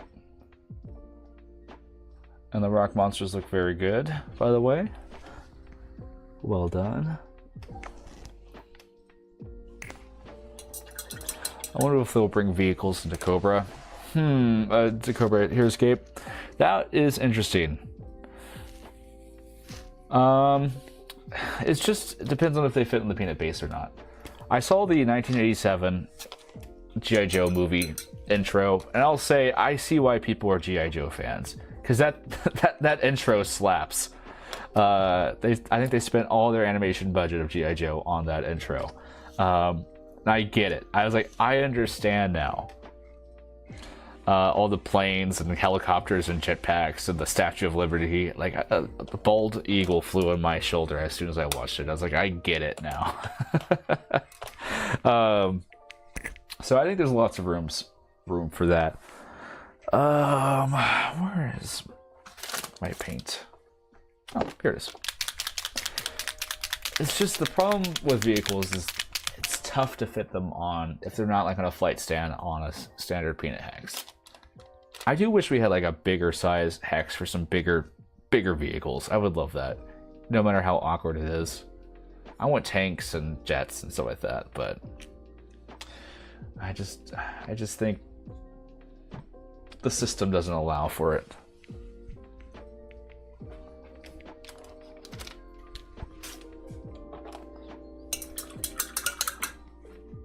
But I would love some. I know I've talked a lot about wanting big things in Heroscape. I think we're about due for another like Morrow Hive-esque type figure, like just a big centerpiece of a model.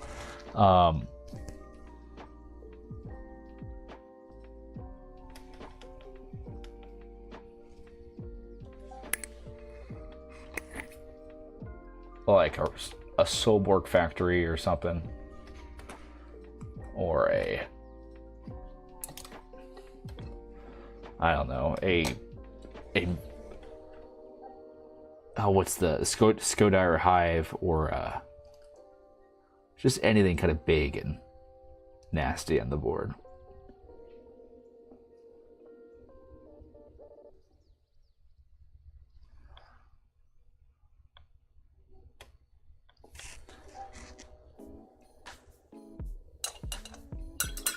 Too cool, the jetpack, the American flag to the Statue of Liberty, though. Yeah, it was pretty awesome. I'm not gonna lie, I was like, yeah, I like the guy screaming in the background, COBRA!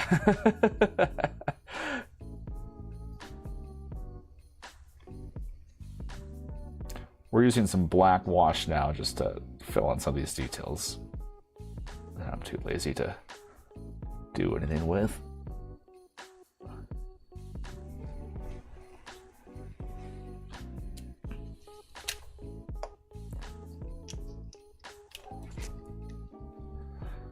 Hiss tanks, yeah, I think I actually know what those are now. I've been trying to study, just so I can I don't want to feel like a poser when I do these streams. Like, I don't know. There's some guys I want. I'm like, okay, you can ask me who do you want as a new Heroscape G.I. Joe figure, and I'll say Croc Commander, because he has a crocodile. I think having a crocodile as like a separate figure would be awesome, and make it a beast so he goes with Felucia. Set.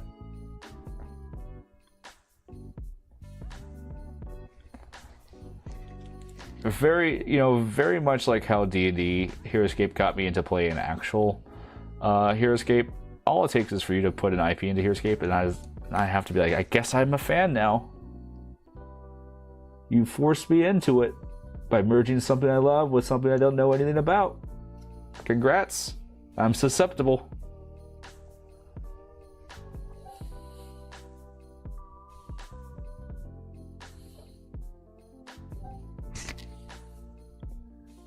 Croc Master. Thank you, Inventive Harvest, for keeping me straight.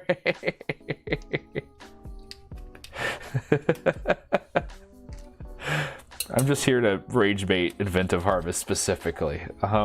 I'm sorry. That's what I meant to say.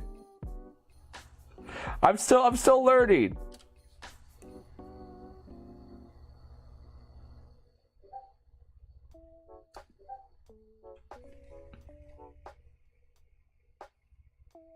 I'm just a baby G.I. Joe fan. Ooh, is a ghost ship for the pirates? The Flying Dutchman servicing on the battlefield? I'm down for that. Pirates could use a hub. Give them something big and strong. Because all the lore says, and then the pirates ran havoc, and they needed to form desperate alliances so they didn't get destroyed. I'm like, are you sure the knaves are doing that to your squads of Gellery? I don't know. I just feel like one of those has a better chance of winning. I'm going to try to decide if it's time to give G.I. Joe Rise of Cobra another chance. I saw it once and then it was meh. LOL. I don't know if it's G.I. Joe Rise of Cobra or the Cobra Snake Eyes movie. I just know one of them had a really cool cover of Seven Nation Army. That's like a glitch mob version or whatever. And I've been thinking about that song a lot lately. I have this weird ability to remember the background music used in trailers from 10 years ago. I gotta give it a try. I'll watch it with my dad.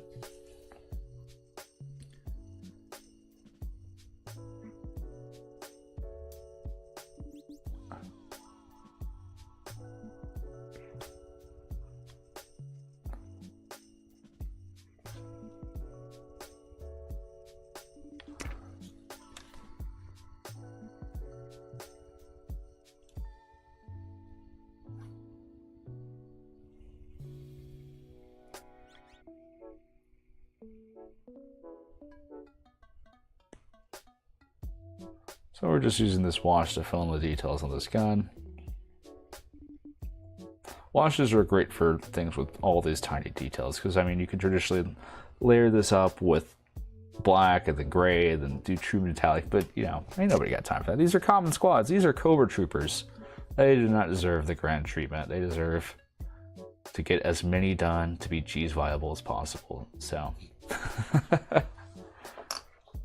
But the heroes I'm definitely going to spend a lot more time and effort on. I really want those to, you know, be the heroes. Skip the movies, are pretty lame. Yeah, I can't imagine that they translate well. You know, some of Serpentor DNA came from Sergeant Slaughter. Now, I can confidently say I did not know that. I can only confidently say I vaguely know who Sergeant Slaughter is in the G.I. Joe franchise. He's a guy. He's a soldier.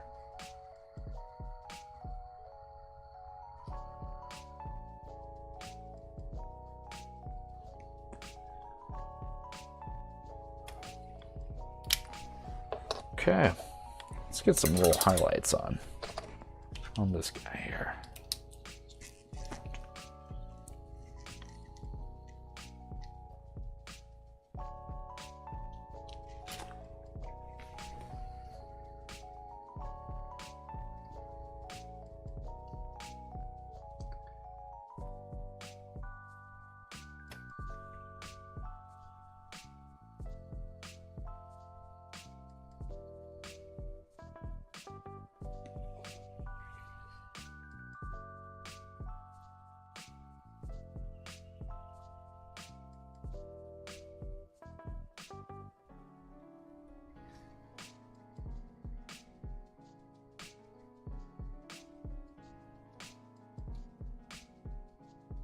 What we're doing is just kind of sketching where we want the highlights to go, and I want to take that ink and glaze them down.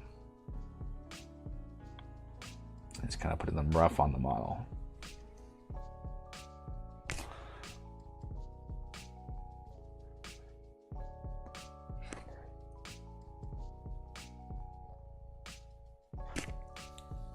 You know, some Sergeant Slaughter's G.I. Joe figure from WWE. Now, I know less about wrestling than I do about G.I. Joe. But I do know that he was like a... Wasn't he like a wrestler that was in the G.I. Joe? Like his wrestler? I'm sure I'm saying that wrong. Or was like they two separate entities that just happen to be the name the same?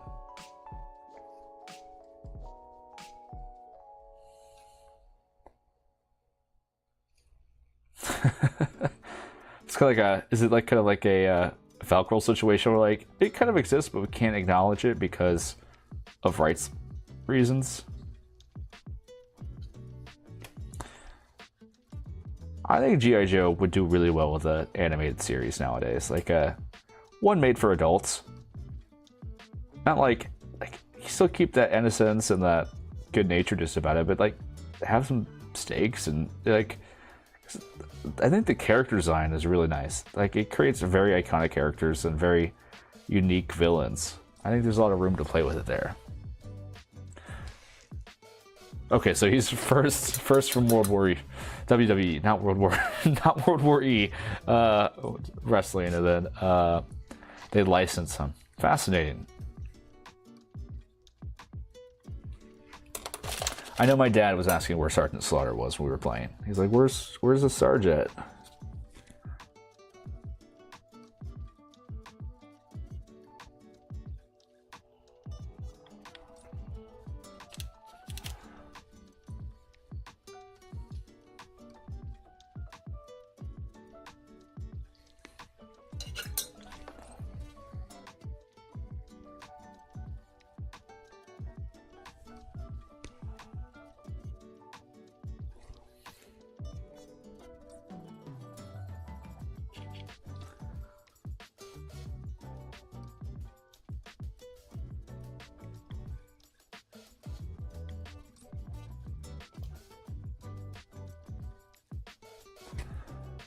Okay, we're just blending these colors back and forth. Painting is a lot of bringing things up, and then bringing them back down, and then bringing them back up, and gradually kind of just raising the colors so you get to a point where you're happy with.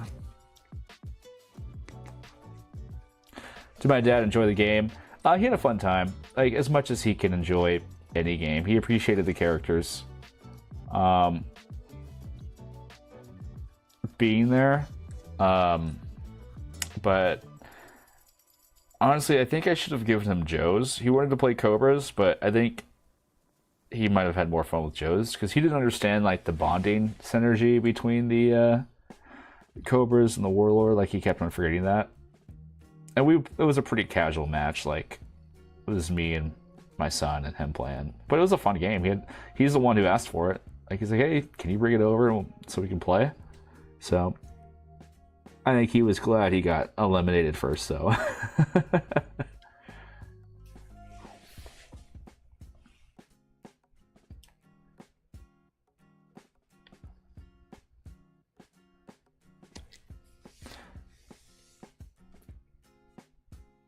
He was mad he didn't have enough points for Snake Eyes in his army, even though he was Cobra, and it wouldn't have helped his composition at all. He still wanted Snake Eyes.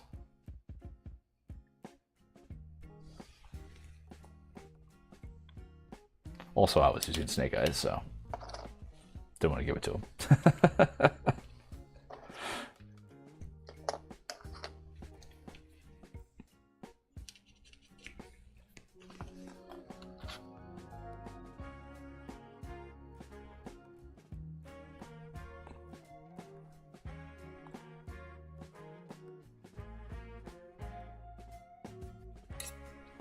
Okay, I think we're looking fairly decent for now. Got a squad of Rannoch Vipers primed today. Would have got a second, but Dad invited me to see Project Hail Mary. I enjoyed it, but the book was better. Did you play when Heroscape first came out? Roundabouts. I was 9 years old when I first played my game. I went over to some friends from my parents' house who were actually like relatively influential on my lifestyle, and they had a lot of the Heroscape at the time. They were really into it. We would play like big games with a lot of people from my church and stuff like that. And you know, I saw the Vipers and I saw the Omnicron snipers on the board, and I was hooked. I was like, something when a 9-year-old sees those figures, like those original Wave 1 figures, it crinkles the brain in the right way, where you're just kind of hooked. I didn't have a whole lot of money growing up, so I didn't have a lot of sets. I just had a few. I would get like one a year. But it was a really big surprise because I really wanted the master set, but I knew it was like a little too much for us at the time. But my mom was able to snag one when they were kind of going on sale. Not like when they were going out, but it was just when master sets were kind of like, I think it was when the first one was kind of going out, making room for the second, I think. Or she bought it full price, I don't know, but she was able to snag one for me, and I got it as a Christmas present. And then I had the Swarm of the Morrow. I played Swarm of the Morrow, all the scenarios, all that stuff with it so much. I went on vacation. We went on cross-country vacation, and I put all this stuff in a box, and every, like, of my parents' friends' house we went to, I was like, oh, can we play this game? And I got a couple of my parents' friends hooked playing it, so with that. I didn't play with commons or know what commons were until, like, I guess the Swarm of the Morrow set. But, and then I just kind of lugged it around throughout years. I always kind of played it every Memorial Day and any holiday where, you know, you had, because we played the casual, play the big map, and you just had it on with the TV on the background. Yeah, I'm turning 31 this year, if that if that's any sign of how long I've been playing this or into this. It's like you have, like, you know, like the New Year's. It was always my New Year's game. You just play it, roll dice all night until the ball drops and you go home, type of deal. It was kind of after Age of Annihilation came out. I was like, I want to do this more seriously, because I didn't like stop playing, but I was like, I got really into D&D in college. Like, that was kind of more my thing. I did a lot of that, but I used all the Heroscape pieces for when I played D&D, and I had all the models. And when I saw the announcement, I was like, oh man, there's like a community here that I was always like too afraid to. I've had like a Heroscape.com account since I was 12, but I've never posted like anything because I was always like too scared of posting stuff. So I literally called it the No Fear Year. I said, I'm going to try to meet and talk to as many people about this game as possible. I'm going to not be afraid of anything, and I made so many friends during that time.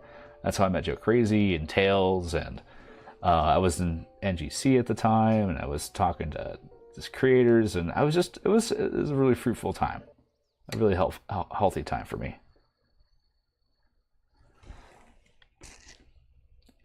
That was 2 decades ago. Yeah. First Walmart exclusive was with the Onyx Vipers. Yeah, just seeing it, the flip top cover, and I've had a habit of finding them all at thrift stores after they went out. Like, at one point, I think I had like 15 master sets I picked up, but I've since given away a lot of the figures. I still have most of the terrain, the stuff that hasn't crumbled to dust yet.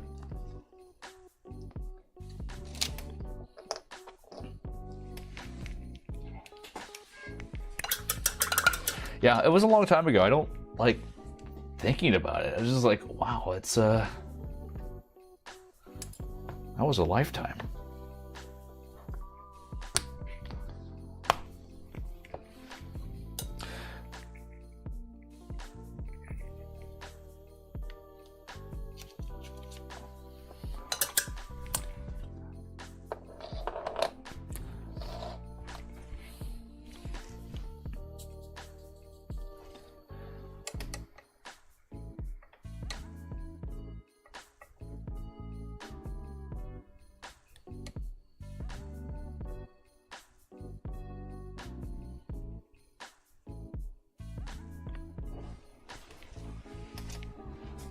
And we're just we're doing more of a standard layering for this guy. When you prime these guys, definitely put some tape on the clear spot. That way you don't cover up the clear fight stand. I am glad these guys have clear fight stands.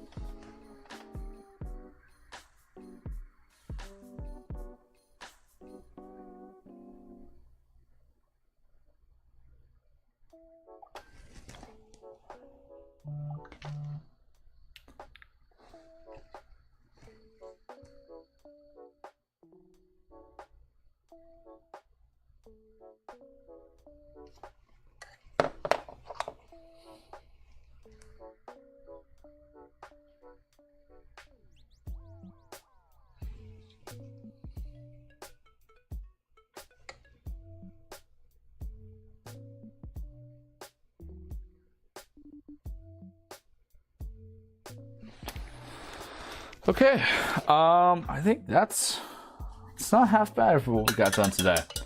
These will require some minor touch-ups. I might do a few more highlights, but overall, for a common squad, I'm pretty happy with where they're going. Do I want to base these now? I could maybe show some flocking. I have some. It depends on if I have that nearby or not. No, I think I'm good. When Heroscape was starting, I built a big map for 4 players, and when we began making armies, my best friend's hero fund would keep asking to increase the point total so she could play all the dragons. That's the way. I mean, that's the way the game was meant to be played, right?